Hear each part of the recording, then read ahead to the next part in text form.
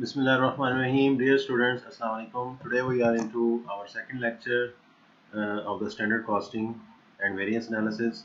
And before I proceed to our topic, I would like to revise a basic concept that standard costing is a part of the overall budgeting process.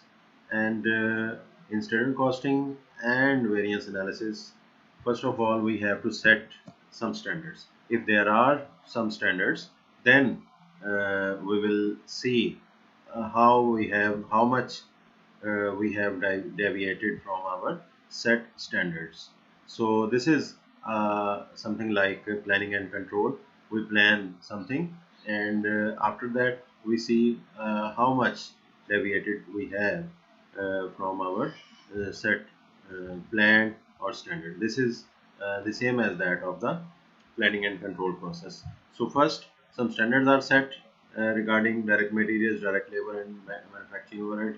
As far as direct materials is concerned, standard is set for how much quantity should be used to produce one unit, or what should be the price, at what price the raw materials should be purchased, and in the same way direct labor and overheads are set. So first of all, some standards will be set, and then we will see how much deviation has been from the set standards. So setting direct material standards, we see it is materials has been divided into two categories, which is price standard and quantity standards.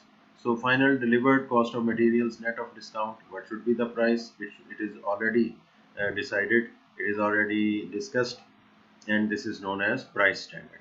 And how much raw material should be used to produce one unit, this is quantity standards, and it is summarized in bill of materials. The same is the case with the labor. जो जैसे जो कुछ direct materials का होता है वही labour का होता है. डायरेक्ट मटेरियल्स में वहाँ लफ्ज़ प्राइस है, तो इधर रेट स्टैंडर्ड है. तो सिंप्लिसिटी की खातिर अभी हम एक मॉडल डिस्कस करेंगे, शेयर करेंगे. उस मॉडल में अगर आप चाहें तो मटेरियल्स, लेबर और ओवरहेड तीनों के लिए ये एक ही टर्म इस्तेमाल कर सकते हैं, price standards and quantity standard, यानी कीमत और उसका यूजेज. लेबर के लिए एक प्रॉपर वर्ड है रेट स्टैंडर्ड, इसकी जगह प्राइस स्टैंडर्ड भी यूज़ किया जा सकता है. Often a single rate is used that reflects a mix of wages earn. तो मुख्तलिफ जो है इसमें आते हैं. स्किल्ड लेबर है, अनस्किल्ड लेबर है, तो उसमें मुख्तलिफ रेट थोड़ा बहुत हो सकता है, लेकिन ये है कि उन मुख्तलिफ वेजेस अर्न का एक सिंगल रेट जो है वो फाइंड आउट कर लिया जाता है. तो इसी तरीके से टाइम स्टैंडर्ड है, जैसे मटेरियल का यूजेज है कि how much material is used to produce one unit. In the same way how much time is consumed to produce by each direct labour और indirect labor, skilled labor, unskilled labor, and so on to producing one unit. So come on to the variable manufacturing overhead standards setting. This is also divided into rate standard and quantity standard. This rate is the variable portion of the predetermined overhead rate. आप already जो है predetermined overhead rate से वाकिफ हैं, इसलिए ये आपको समझने में कोई भी प्रॉब्लम नहीं होगी. And the quantity standard is the activity in the allocation base for the predetermined overhead rate. और इसके अंदर आपको याद है कि जो एलोकेशन बेस होती है, डिनोमिनेटर होता है, ये वो क्वांटिटी है जो कि इसको यूज़ करती है, रेट को फाइंड आउट करने के लिए हम यूज़ करते हैं.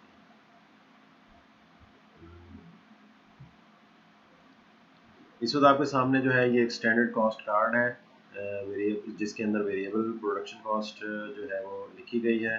पिछली चंद स्लाइड्स के अंदर जो हमने डिस्कस किया वो एक स्टैंडर्ड कॉस्ट फाइंड आउट कर ली गई कि एक यूनिट को प्रोड्यूस करने के लिए ऑन अ स्टैंडर्ड बेसिस जो है हमें कितनी कॉस्ट इंकर करनी चाहिए, should have been incurred to produce one unit. For example, to produce a unit we should be using 3 pounds of direct materials.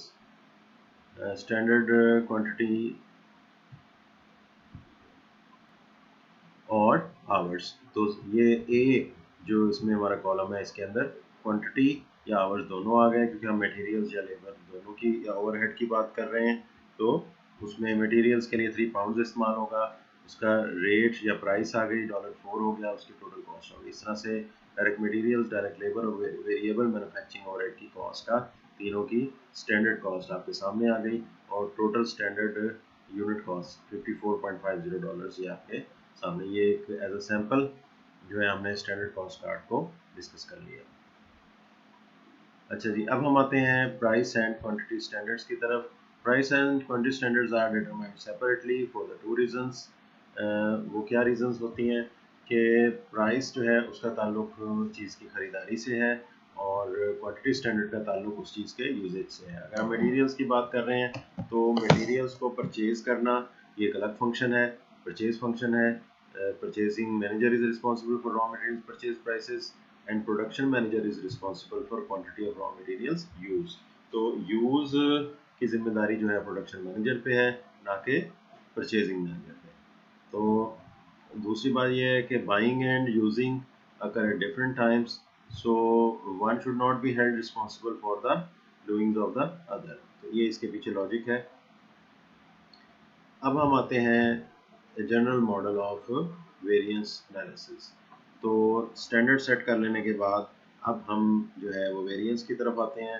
जैसे जैसे टाइम पास होगा, पूरा साल गुजरेगा, टाइम गुजरेगा, क्वार्टर गुजरेगा, तो एक ख़ास टाइम के एंड पे हम जाके अपना जो है वो प्लानिंग एंड कंट्रोल का जो कह लें, या standard costing and variance analysis का मॉडल कह लें, उसको अप्लाई करेंगे। जैसे मैंने पहले बात की, अगर आप चाहें तो इस एक सिंगल मॉडल को भी तमाम जगहों पे मटेरियल, लेबर एंड ओवरहेड पे इस्तेमाल कर सकते हैं। जनरल मॉडल है, इसको प्राइस वेरिएंस और क्वांटिटी वेरिएंस में हमने डिवाइड किया है। So price variance is the difference between actual price and standard price, and quantity variance is the difference between the actual quantity and standard quantity used. तो ये एक general model है जो कि तमाम चीज़ों पे अप्लाई होगा। इसको आप नोट कर सकते हैं और इसको यूज़ कर सकते हैं।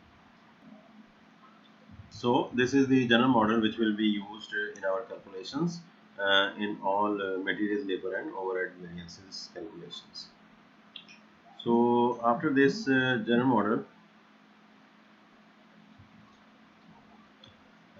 we come into some details on the same model.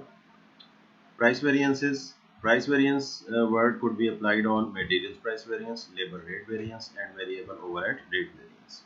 And in the same way, quantity variance word can be applied on materials quantity variance, labor efficiency variance, and variable overhead efficiency variance. आप चाहें तो ये तीनों के ऊपर जो है price का वर्ड भी अप्लाई कर सकते हैं। For example materials price variance, labour price variance and variable overhead price variance. लेकिन बेहतर है कि तीनों के इंडिविजुअल जो टर्म्स हैं वही इस्तेमाल कर लिए जाएं तो बेहतर है। Now we come to some specific model that was a general model, and this is becoming more specific and more specific. So first of all, you had written down that model. Now this is the model which you will be using in your calculations. ये वो है calculation जो कि आप model जो कि आप अपने लिखेंगे जिस वक्त आप एक्सरसाइजेस, क्वेश्चंस, प्रॉब्लम सॉल्व कर रहे होंगे। तो मेरा इसमें सजेशन ये है कि आप इसको यूज़ करेंगे। ये सबसे ऊपर लिख लेंगे like actual quantity into actual price. ये आपकी जो है वो एक मॉड्यूल की वैल्यू आ जाएगी। फिर actual quantity into standard price. इसमें नोट करें कि एक्चुअल क्वांटिटी दोनों जगह यूज़ हुआ है, और पहली जगह पे एक्चुअल प्राइस है, दूसरी जगह पे स्टैंडर्ड प्राइस है। इसका मतलब ये है कि प्राइस वेरिएंस एक ऐसी चीज़ का नाम है जिसके अंदर standard price minus actual price होती है। असल कीमत और स्टैंडर्ड जो सेट किया गया था उसका डिफरेंस फाइंड आउट होता है। जबकि एक्चुअल क्वांटिटी दोनों में सेम रहती है, तो असल चीज़ जो कि डिफरेंशिएटिंग है वो प्राइस है, जो कि स्टैंडर्ड और एक्चुअल का फर्क है। दूसरी मॉड्यूल पे आ जाएं, that is quantity variance. Quantity variance is the difference between the two things in which actual quantity into standard price and standard quantity into standard price. इसमें देखें लोअर साइड पे स्टैंडर्ड प्राइस दोनों में common है, तो इसका मतलब है कि डिफरेंस किस चीज़ का हुआ, वो हुआ एक्चुअल क्वांटिटी और स्टैंडर्ड क्वांटिटी का। तो क्वांटिटी वेरिएंस इसी चीज़ का नाम है कि कितनी क्वांटिटी सेट की गई थी standard as a standard quantity, और हमने एक्चुअली कितनी क्वांटिटी को यूज़ कर लिया। तो ये तीन वैल्यूज़ हम पहले कैलकुलेट करेंगे और उसमें से 1 - 2 करेंगे तो प्राइस वेरिएंस आएगा, और 2 - 3 करेंगे तो क्वांटिटी वेरिएंस आएगा। एक चीज़ याद रखें, इसमें 1 - 2 अगर हम करें और आंसर पॉजिटिव आए तो इसको आपने जो है वेरिएंसेस की अमाउंट लिखनी है और उसको फेवरेबल और अनफेवरेबल में भी डिवाइड करना है, आइडेंटिफाई करना है। सो अगर आंसर पॉजिटिव आए तो positive answer shows unfavourable balance. Positive answer आने का क्या मतलब है कि अगर हम लेफ्ट हैंड साइड वाली amount minus right hand side वाली अमाउंट को अगर करें तो इट मीन्स कि इसमें डिफरेंशिएटिंग पॉइंट क्या था, एक्चुअल प्राइस और स्टैंडर्ड प्राइस। पॉजिटिव आंसर आने का मतलब क्या है कि अगर actual price is greater than the standard price तो ऑब्वियसली आंसर तो पॉजिटिव में आएगा, लेकिन ये अनफेवरेबल बात है कि हमारी एक्चुअल प्राइस हमारी स्टैंडर्ड प्राइस से बढ़ गई। द सेम वे दूसरी कैलकुलेशन की तरफ आए, क्वांटिटी वेरिएंस। क्वांटिटी वेरिएंस में जो है एक्चुअल क्वांटिटी और स्टैंडर्ड क्वांटिटी जो है वो डिफरेंशिएटिंग पॉइंट है। तो अगर आंसर पॉजिटिव आता है तो इसका मतलब है कि actual quantity is increase is greater than the standard quantity that should have been used. तो इसका मतलब ये हुआ कि ये भी अनफेवरेबल है। तो अगर आंसर पॉजिटिव आएगा तो it is unfavourable point, it is unfavourable stance. And अगर आंसर नेगेटिव आएगा जो भी आप कैलकुलेशंस करेंगे तो ये जो है हमारा फेवरेबल पॉइंट होगा। तो इस तरह से ये general model for variance analysis complete होता है। इसको आप आगे एक्सरसाइजेज में कैलकुलेशन में इस्तेमाल कर सकते हैं, एक्सरसाइजेज कर सकते हैं, वो इंशाल्लाह मैं आपके साथ शेयर करूँगा। तो इसमें जो भी मैंने आपके साथ सारी बातें की इसको ज़रा दोबारा से देख लें। Actual quantity is the amount of right materials, direct labour and variable manufacturing overhead actually used. ये तीनों पे मॉडल अप्लाई हो रहा है। और standard quantity is the standard quantity allowed for the actual output of the period, ये हो गया। उसके बाद actual price is the amount actually paid for the input used, standard price is the amount that should have been paid for the input used. तो ये इस तरह से हमारा जो है कंप्लीट हुआ। इसको मॉडल को आप अगर चाहें तो ये पूरी values actual quantity into actual price पूरे ये स्टेटमेंट की बजाय इसको शॉर्ट करके भी यूज़ कर सकते हैं, ए क्यू इंटू ए पी। अगर आपको जो भी ज़्यादा सूट करता है या आप इसके एक्रोनिम्स यूज़ कर सकते हैं, लेकिन मेरा मशवरा यही है कि ये जैसे मॉडल ऊपर है उसको पूरी वैल्यू लिखे, अच्छा रहेगा, जहन में भी रहेगा। तो इसको हॉरिजॉन्टली अंदाज में भी लिखा हुआ है। ये ऊपर जो है पिछली साइड में हमें वर्टिकली था, लेकिन ये है कि आप चाहें तो इनमें से कोई एक स्टाइल यूज़ कर सकते हैं जो आपको ज़्यादा अच्छा लगे, सूट करे।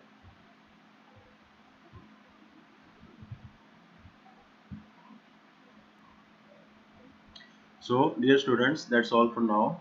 यहाँ तक हमने जो है एक जनरल मॉडल डिस्कस कर लिया डायरेक्ट मटेरियल्स जो कि अप्लाई होता है डायरेक्ट मटेरियल्स पे, डायरेक्ट लेबर पे और वेरिएबल ओवरहेड के ऊपर। और इसके अंदर जो है आप तमाम तरह के वेरिएंसेस कैलकुलेट कर सकते हैं इजीली। और नेक्स्ट हम इंशाल्लाह कुछ और टॉपिक्स के साथ मिलेंगे नेक्स्ट लेक्चर में। अल्लाह हाफिज़।